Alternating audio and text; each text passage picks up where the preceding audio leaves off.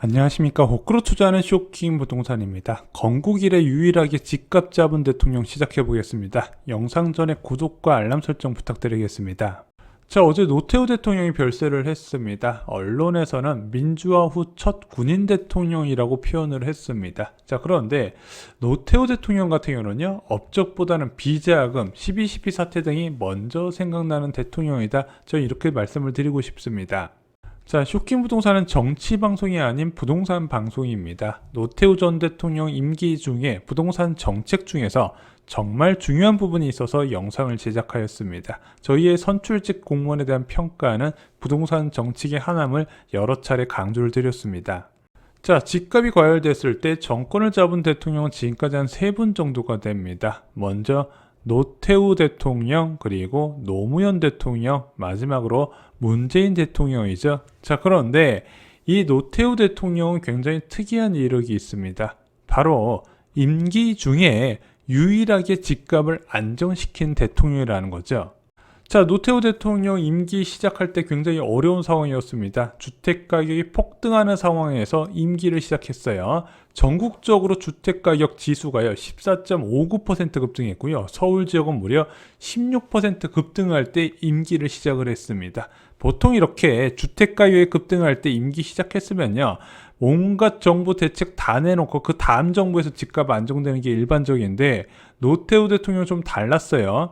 자신의 임기 3년 차에 주택가격을 하락세로 반전시키고요, 10년간 안정된 흐름으로 만듭니다.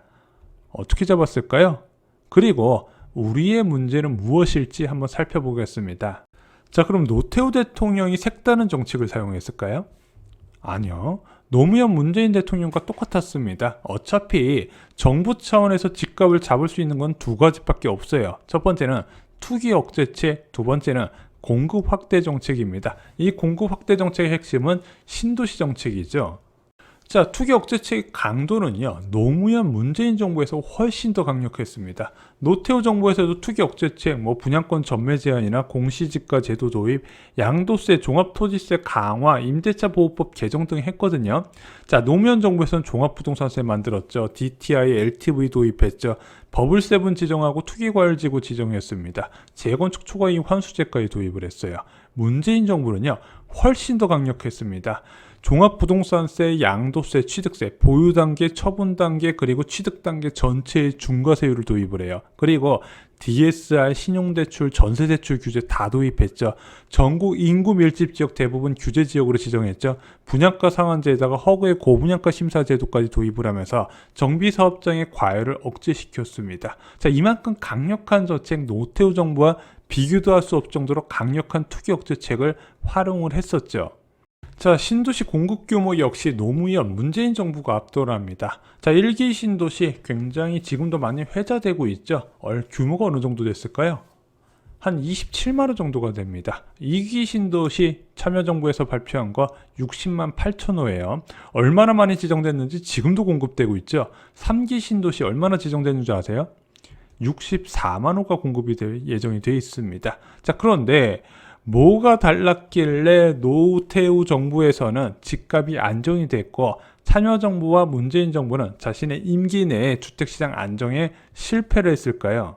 자, 정부가 집값을 의도적으로 하락시키기 위한 방법은 두 가지가 있습니다. 첫 번째는 큰 폭의 대출금리 인상이에요. 한마디로 돈의 가치를 올려서 상대적으로 자산 가치를 낮추는 방법이 있습니다. 두 번째는요, 수요를 초과하는 공급이 있어요. 수요가 얼마나 됐든 그 이상 지어버리게 되면 당연히 수요와 공급의 원칙에 의해서 주택가격은 하락을 맞을 수밖에 없다는 부분이죠. 자, 주택시장은 매년 일정한 수요가 있습니다. 자녀가 성인이 되어서 분가해서 결혼하게 되면요, 인구는 그대로인데 집은 더 필요해요. 자, 그래서 자녀들이 결혼했다고 부모 세대가 집을 작게 옮겨가는 경우는 거의 없잖아요. 아니면은 자녀 없다고 전세로 가는 경우 없지 않습니까? 집은 꾸준하게 공급이 돼야 된다는 거죠. 자, 그런데 이런 정해진 수요가 꾸준하게 있는데 이 수요를 초과하는 공급을 진행한다면 부동산 시장은 급격히 위축된다는 거죠. 왜? 서울에서 잘 살고 있는 사람이 우리 신도시를 이주하자면서 한꺼번에 빠져나가 버려요. 자, 그러면은 이 집이 빈집으로 있으면 돼요, 안 돼요? 안 된다는 거죠. 대한민국은 전세제도를 운영하고 있고 이 전세제도는 빈집이 존재하면 안 되기 때문입니다. 그래서 수요를 초과하는 공급을 진행할 때 대한민국은 유난히 취약한 모습을 보이게 된다는 거죠. 그래서 과열 시기에 집값을 잡는 방법은 의외로 간단합니다. 사람들이 원하는 집을 엄청 많이 빠르게 공급하면 집값을 잡을 수 있겠구나 누구나 쉽게 생각할 수 있다는 거죠. 자, 그 간단한 생각을 실제 실행에 옮긴 사람이 바로 노태우 대통령이었습니다. 노태우 대통령은요, 집권 초기부터 주택 공급 확대를 강조를 했어요. 그래서 본인을 스스로 집통령이라고 불렀다고 합니다. 그래서 박정희 대통령은 도로를 까는 대통령, 본인은 집을 짓는 대통령으로 남길 원한다 여러 차례 언급을 한 부분이죠. 그래서 전국적으로 200만 호 공급 계획을 세우고 지속적으로 주택 공급 확대 전략을 세우게 됩니다. 자, 이런 대통령의 의지가 있어서인지 정부 정책 담당자들이 위기를 가지고 공급에 임했습니다. 당시 문희갑 경제수석은 주택 문제가 해결되지 않으면 혁명이 일어난다며 특단의 조치가 필요하다고 강하게 정권 초기부터 주장을 했다고 합니다. 그리고 그렇게 시작된 것이 1기 신도시예요. 자, 1기 신도시는요, 규모나 위치보다 더 주목해야 될 게 있습니다. 왜냐하면 이 1기 신도시가 1989년에 지정됐거든요. 자, 그런데 입주가 언제 됐을까요? 분당 10원지구는요 1991년 9월부터 입주를 시작했고요, 일산은 92년 8월부터 입주를 하게 됩니다. 자, 그랬더니 거짓말처럼 주택가격 상승세가 두 자리 상승세에서 마이너스 수준으로 떨어지게 돼요. 이렇게 안정된 주택가격 상승세가 10년간 유지되게 됩니다. 자, 또한 노태우 정부의 주택 담당자들은 현명했습니다. 왜냐? 수요자가 원하는 주택이 무엇인지 알고요, 원하는 주택을 넉넉하게 빠르게 공급했다는 거죠. 자, 1기 신도시 공급 면적을 볼까요?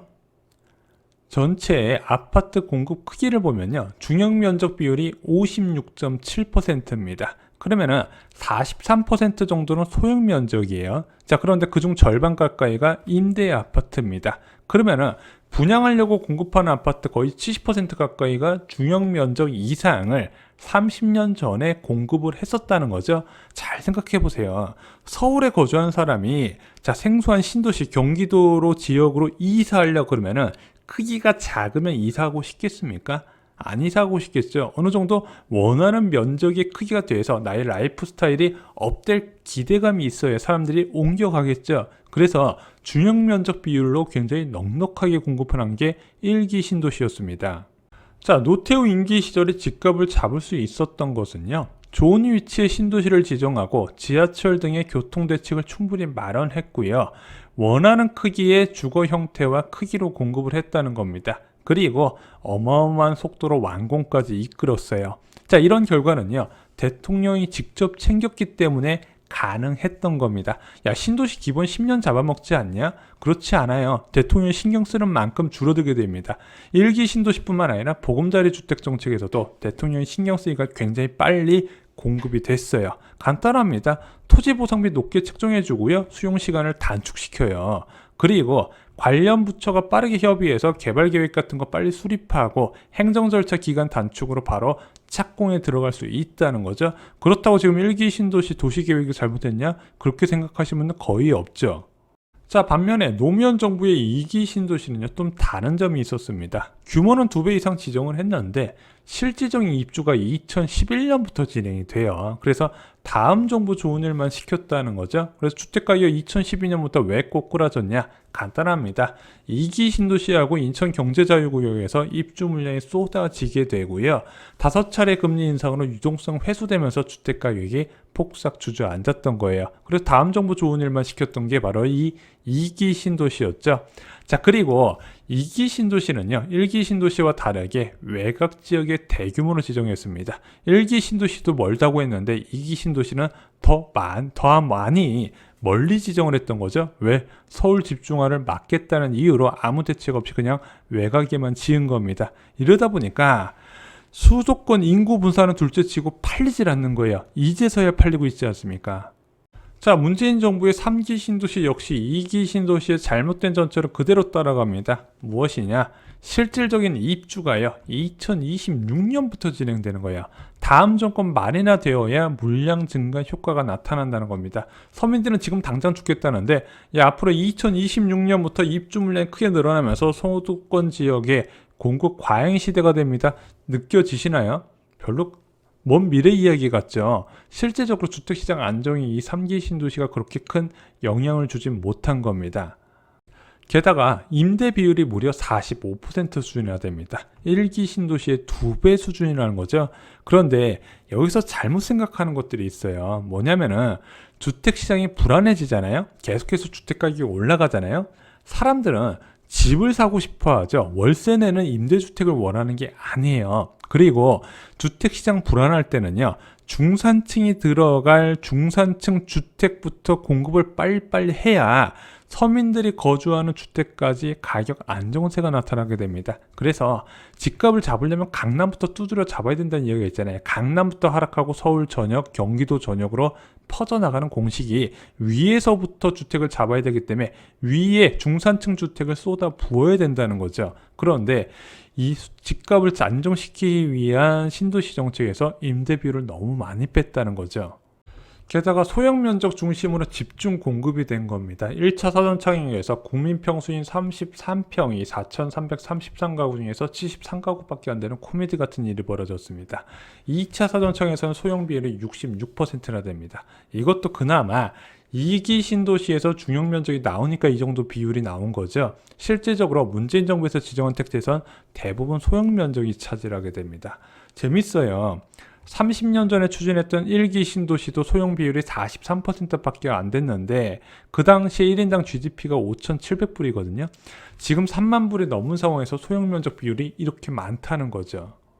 자, 제가 정치를 잘 몰라서 노태우 대통령의 다른 업적은 잘 모르겠습니다. 하지만 주택정책 하나만 본다면요, 저는 노태우 대통령이 최고의 성과를 낸 대통령이다, 이렇게 말씀을 드리고 싶습니다. 그리고 그 성과는 지금도 모범이 되는 사례다.